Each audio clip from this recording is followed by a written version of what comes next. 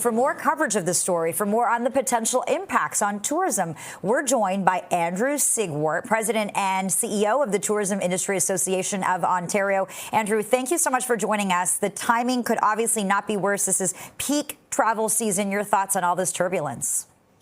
Thanks for having me today, Lena. Yes, it is a very difficult time for travelers as well as the industry as we are in the peak of summer in a very important year where tourism has been challenged due to a number of global economic factors. A lot of small businesses and operators and employees, from hotels to restaurants to attractions to arts and culture, are counting on the arrival of visitors from across Canada and internationally.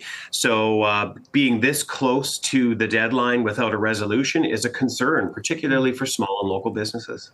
Yeah, tell me more about some of those concerns, because I just talked about how terrible the timing here is. This also comes in the midst of a trade war with the U.S. Right. We're already feeling that impact, aren't we, Andrew?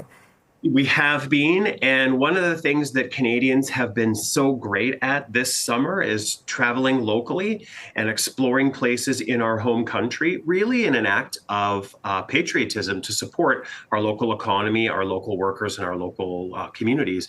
So and they want to travel and they want to experience those places. They've done a really great job, and we really need all of those systems to allow them to do that.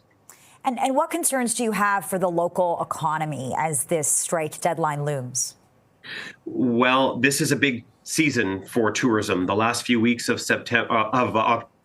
the last 2 weeks of August are often, thank you, are often make or break for a lot of small businesses. So they're counting on it. They have their supplies ready to go. Their teams are ready to serve. So it can really be devastating to a small business if those visitors don't arrive. And you were talking about that number of about 130,000 travelers a day. That's a lot of people potentially not getting to their destination and their vacation.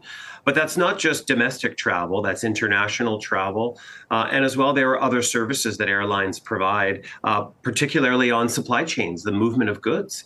Businesses rely on that movement of goods to run their business and to keep costs predictable. So there's a lot on the line right now.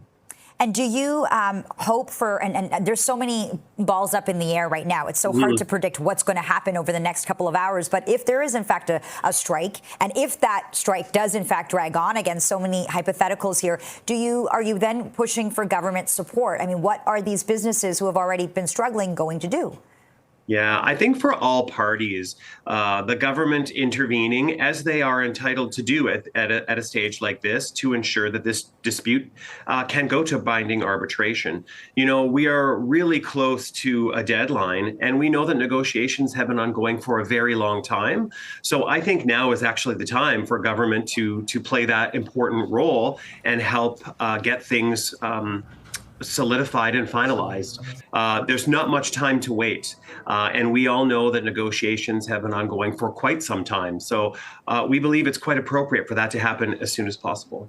Okay. Andrew Siegwart, President and CEO of the Tourism Industry Association of Ontario. It's been so good to get your perspective. So thank you so much for joining us. Thank you, and be safe, everyone.